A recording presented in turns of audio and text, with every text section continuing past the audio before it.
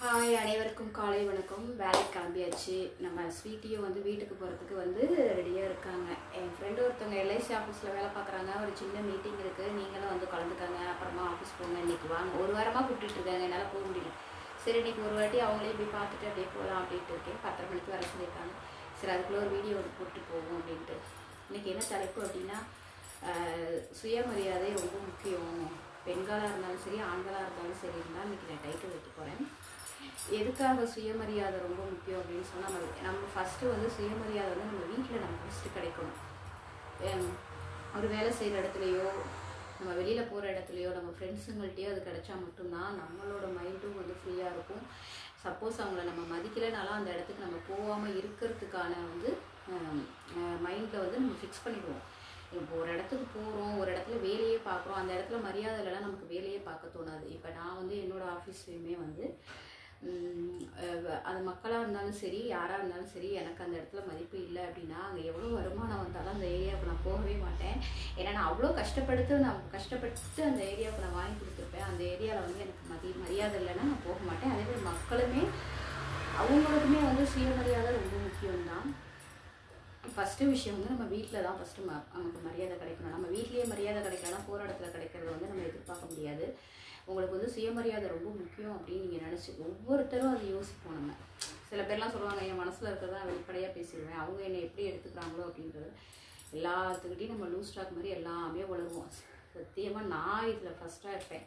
எல்லாமே loose stock மாதிரி வளரிடுவேன். அது வந்து எனக்கு எப்போ வந்து அதோட பாதிப்பு எனக்கு திரும்ப வரும் அப்படின்னா, எனக்கும் அவங்களுக்கும் சண்டை வரும்போது அப்படியே அவங்க வந்து எனக்கு எதிராக திரும்புவாங்க. இது நான் நிறையவே இந்த 4 வருஷமாகவே எனக்கு அது வந்து நடந்துட்டு தான் இருக்குது. இப்போ வந்து என்னைய சுற்றி வந்து ஒரு ஃப்ரெண்ட்ஸ் சர்க்கிளோ யாருமே கிடையாது. மக்கள் ஏரியாவுக்கு போவேன், அங்கே மக்கள் ஜாலியாக பேசுவாங்க. 100 நாள் வேலை பார்க்குற இடத்துல அவங்கள்ட்ட பேசுவேன், பேப்பர் எழுதுவேன். ஆஃபீஸ் வந்தோன்னா ஸ்டாஃப் வந்து என்னென்ன வேலை பார்த்துருக்காங்களோ அவங்க சொல்லுவாங்க. இங்கே வீட்டில் வந்து பக்கத்தில் இருக்கிறவங்களோட பேசுவேன். இது மட்டும்தான் என்னோடய சர்க்கிளில் நான் வச்சுருக்கேன். ஏன்னா ரொம்ப ஒவ்வொரு விஷயத்துலேயே நம்ம அடிபட்டு வந்து மறுபடியும் அந்த தப்பை பண்ணுறதுல எனக்கு சுத்தமாக விருப்பம் கிடையாது. உங்களுக்கு வந்து ஒரு இடத்துல மரியாதை இல்லைன்னா தயவுசெய்து அந்த இடத்துக்கு போகாதீங்க. அது ரொம்ப ரொம்ப ரொம்ப ரொம்ப முட்டாள்தனம். இன்னொரு விஷயம் வந்து நம்ம மைண்டை வந்து ரொம்ப அது பாதிச்சுட்டே இருக்கும். இவங்களை நம்ம வந்து அப்படி வச்சுருந்தோமே, இவங்களை சுத்தமாக கூட நம்மளை மதிக்கவே மாட்டேங்கிறாங்களே அப்படின்ற மாதிரி அதையே யோசித்து சில டைமில் பிபி வரதுக்கு கூட சான்ஸ் இருக்குது, சில பேர்த்துக்கு அட்டாக் வரதுக்கு கூட சான்ஸ் இருக்குது. அதுக்காக நான் சொல்கிறேன். ரெண்டாவது இன்னொரு விஷயம், வேலை பார்க்குற இடம்.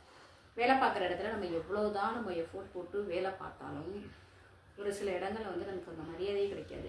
அவங்க மரியாதை கொடுப்பாங்கலாம் நம்ம எதிர்பார்த்துட்டு இருக்கணும்னு அவசியம் கிடையாது. நீங்கள் பார்க்குற வேலை கரெக்டாக இருக்கா, நீங்கள் பார்க்குற வேலை உங்களுக்கு கம்ஃபர்டபுளாக இருக்கா, நீங்கள் அந்த வேலையை கரெக்டாக பார்த்துருக்கீங்களா அப்படின்றது உங்களுக்கு மட்டும் தெரிஞ்சால் போதும். அவங்க வந்து நமக்கு சர்டிஃபிகேட் கொடுக்கணுன்ற அவசியமே கிடையாது. அதை நம்ம எதிர்பார்க்கவும் தேவையே கிடையாது. நம்ம வந்து கரெக்டாக அந்த வேலையை இன்றைக்கி முடித்தோம் அப்பாடா அப்படின்னு மனசுக்கு ஒரு நிம்மதியாக வந்து வீட்டில் வந்து நைட்டு சாப்பிட்டு தூங்குவோம்.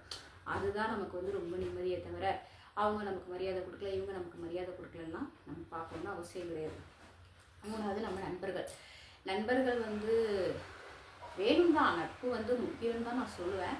ஆனால் அதே நட்பு பாருங்கள், ஒரு 3 பேர் ஃப்ரெண்ட்ஸாக இருந்தால் நம்ம 2 பேர் கரெக்டாக இருந்தால் ஒரு ஆள் வந்து கண்டிப்பாக நமக்கு எதிராக தான் இருப்பாங்க. நம்ம கூடவே இருப்பாங்க. நம்மளோட கஷ்ட நஷ்டங்கள் எல்லாமே நம்ம அவங்கள்ட்ட ஷேர் பண்ணியிருப்போம். ஒரு கட்டத்தில் வந்து நம்ம ஒரு சில விஷயங்கள் ஷேர் பண்ண வந்தால் கூட அவங்க மதிக்க கூட மாட்டாங்க. உங்களுக்கு ஒரு வேலையே கிடையாது, எப்போ பார்த்தா நம்மள்ட்ட ஏதாவது ஒன்று குழப்பிட்டே இருப்பா அப்படின்னு கூட ஒரு சில பேர்லாம் ஃபோனை கூட அட்டன் பண்ண மாட்டாங்க.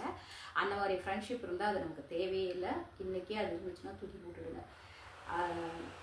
நீங்கள் இன்னொரு விஷயம் வந்து எல்லாத்துக்கிட்டையுமே, அதான் நான் சொல்கிறேன், நான் லூஸ் ஸ்டாக் மாதிரி எல்லாத்தையும் சொல்லி தான் இன்றைக்கி அதுவே எனக்கு எதிர்பார்த்து இருந்துச்சு. இப்போ நான் வந்து யார்கிட்டையும் எதையுமே ஷேர் பண்ணுறது கிடையாது.